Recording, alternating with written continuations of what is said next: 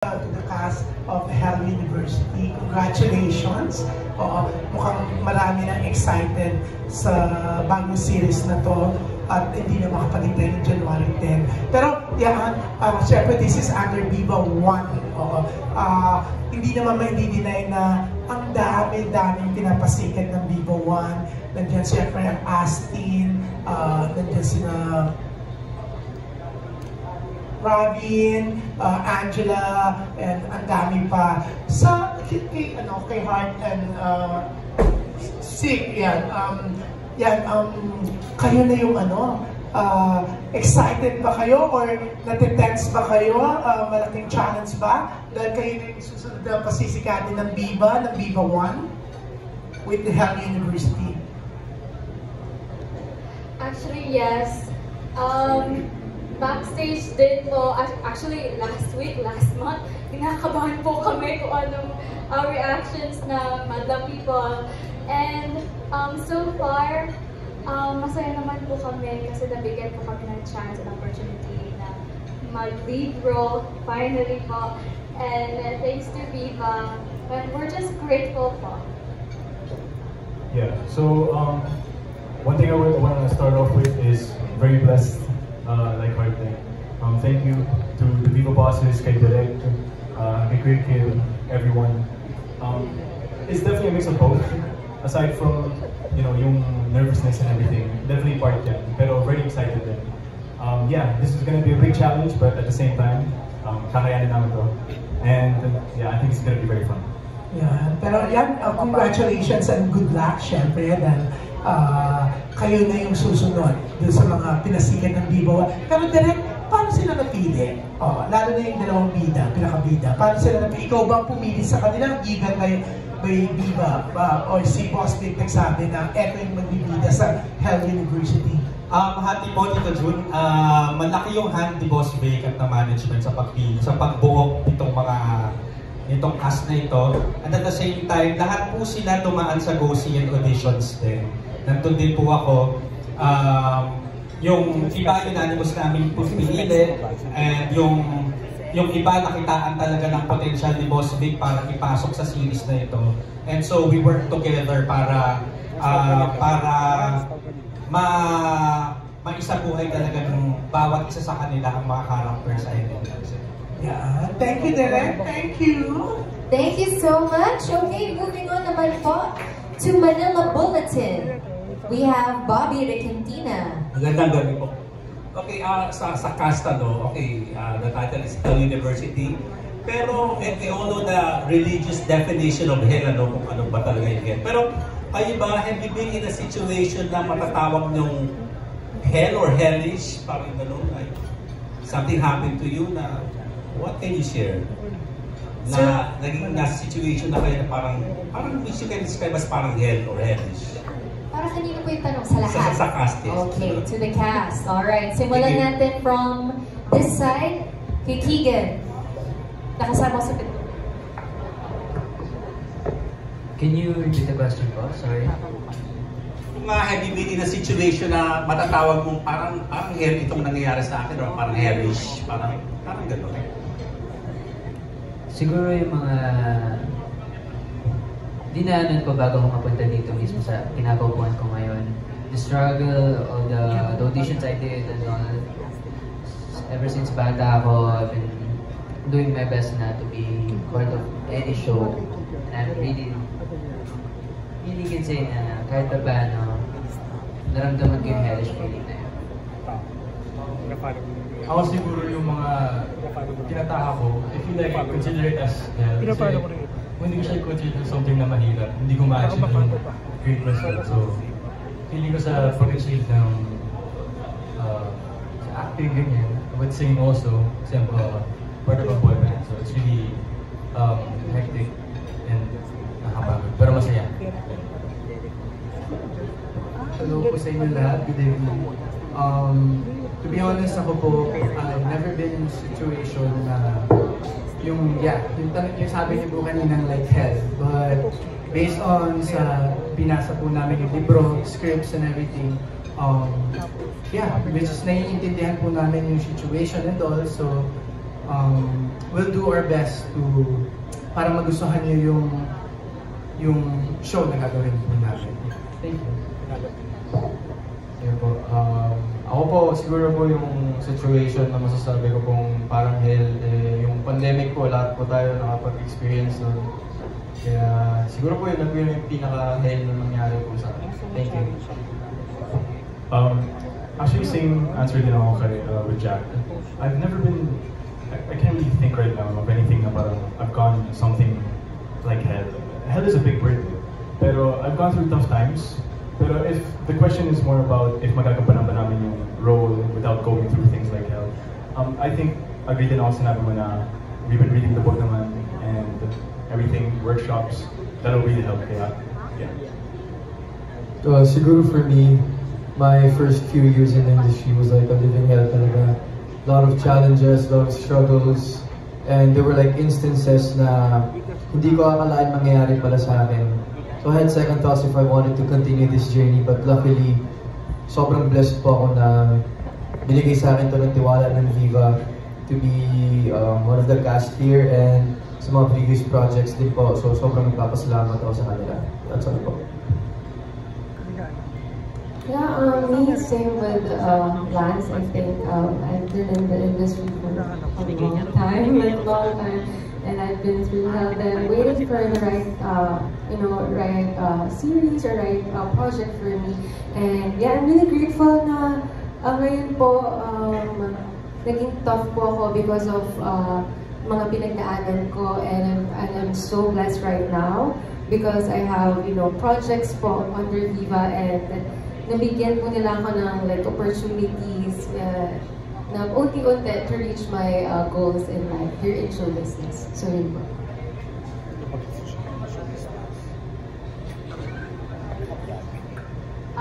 For me po, I've experienced hell when I was sick and I was alone. Na-rush po ako sa ER and I was alone.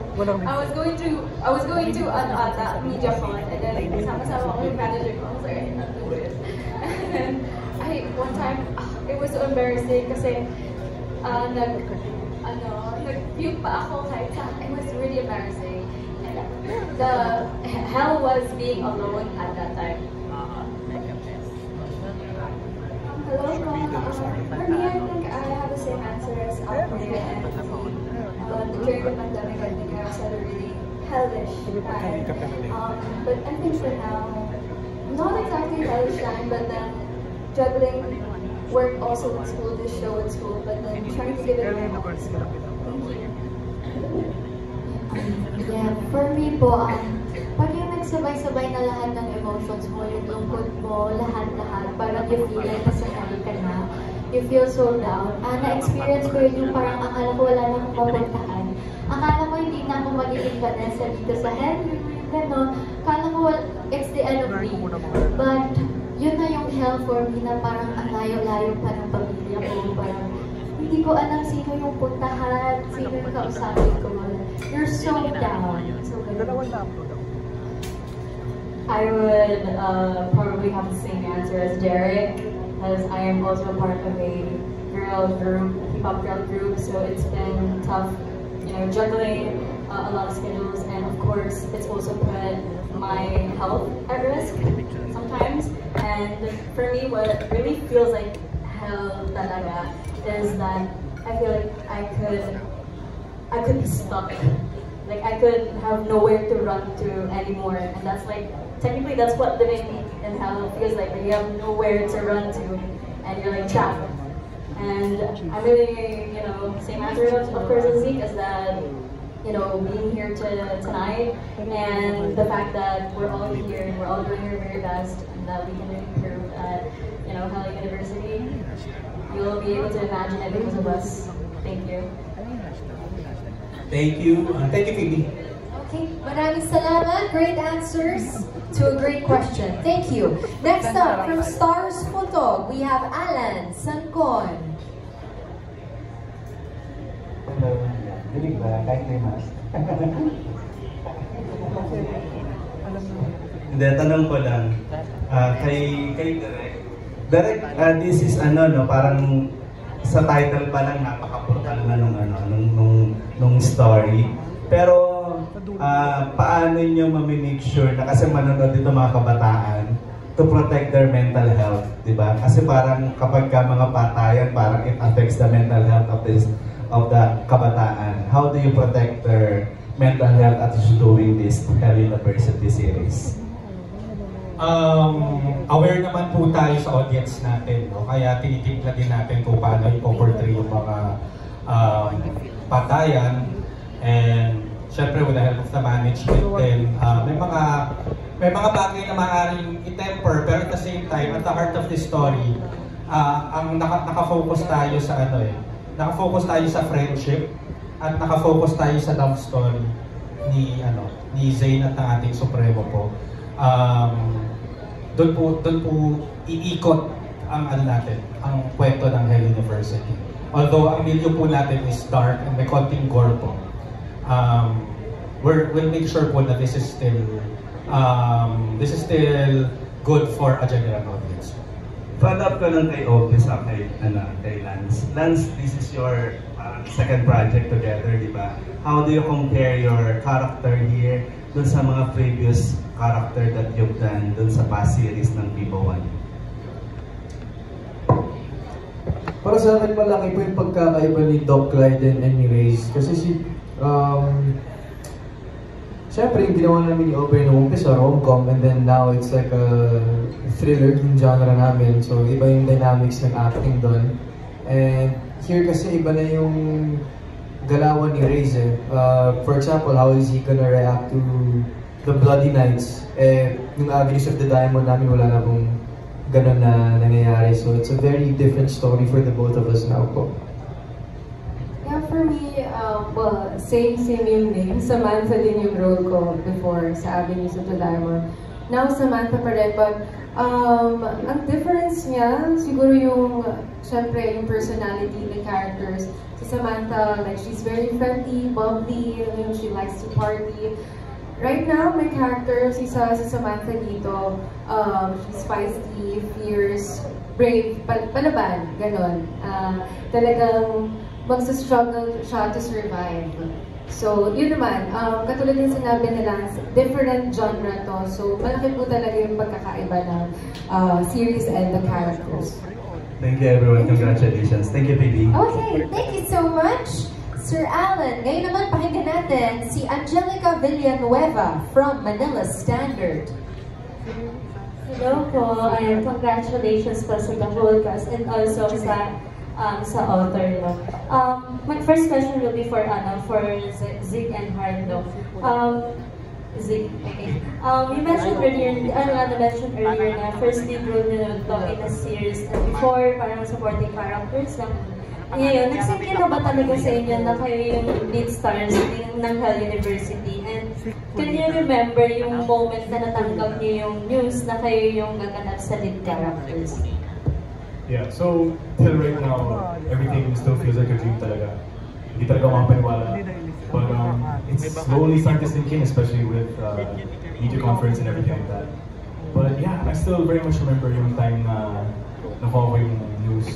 It was like 12 a.m. in the morning. I was actually about to sleep na. And then yeah, my manager called me. Sabi, Zeke, you're gonna be ace. Ganun eh, very, very straightforward yung manager ko. And parang pinag-usapan na, yeah, this is very surprised by that. Hindi ako makapaniwala. How about you, Mar? For me, I still can't believe it even until now. It's really hard to believe po talaga na I got a lead role. Oh my gosh, oh my god. When I got the announcement, I got it directly from boss because I was sakto nandun ako at that time. Then when she told me, I was like, I actually cried at that time. That's how unbelievable it was. Okay, thank you. Okay. I wanna ask the author, no.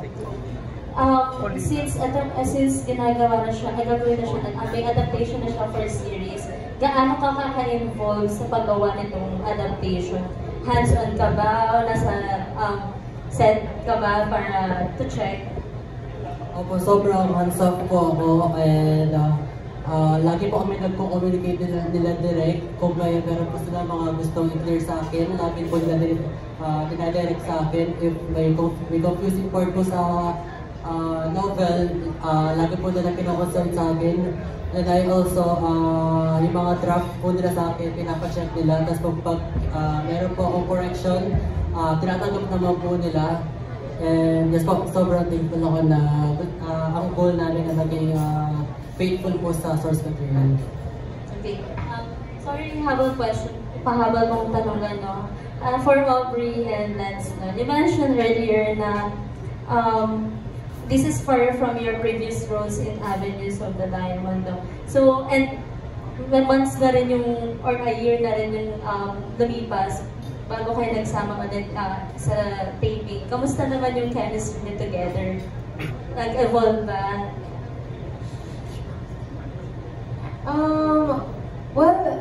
Well, and ano naman, off-cam, like, mas naging close naman talaga kami. But, you know, on set, like, wala pa naman kaming taping together. But, yeah, we're preparing for the role. Well, me naman, I'm not new to this kind of genre because before, I've done like horror thrillers. So, really looking forward po dito sa character na to. And yeah, it's a different, ano po sa amin as a love team. Dito, yung love interest ng mga characters namin, isa't isa, but it's really different. No, hindi siya katulad na nung sa past series namin na very romantic. Yeah. Gusto na pag-usapan na rin namin ni Aubrey na with this new project, sobrang importante yung growth para sa amin as a love team. Na we can portray different characters and we can give justice again to these characters.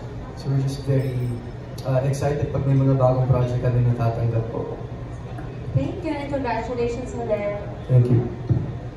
Thank you. Maraming salamat. Moving on to Marisol Academy, we have Rodel Fernando.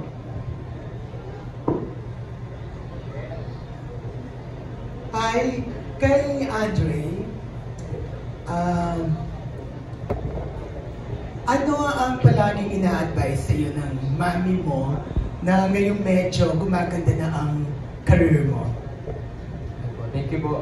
Bali, ang lagi lang po sa akin advice ni mommy pati ni daddy is to always be humble and lagi pong tatandaan na huwag pong tatapak ng ibang tao.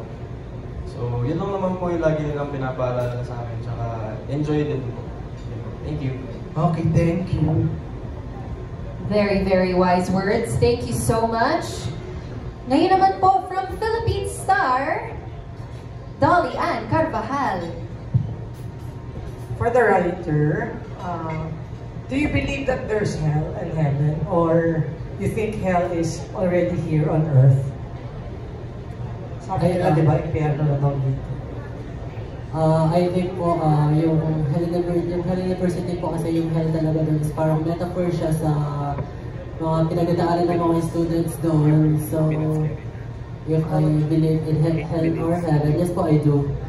And although you can go there, but you can also experience hell in real life while still living in earth. And that's yun po yung about sa Hell University. Thank you. Okay, thank you so much. So yes, naniniwala si Kid kay Heaven and Hell. Alright, ngayon naman po, from Rider PH Studios, we have Jojo Panaligan. Yung tama-tama sa author pa din. Paano ka napunta sa genre na to? At saka, I'm thinking because of your name, you'll stick to this genre. Tama ba? Actually, I have different genre po. Meron ako mystery, may vampire. Pero nag-umpisa po ako sa Hell University kasi sa concept po na inspiration ko which is The Purge. Medyo backstory lang po kasi nung favorite class kami, nag-play yung friend ko ng movie which is The Purge, which legal po lahat ng gagawin sa specific range of time, even killing.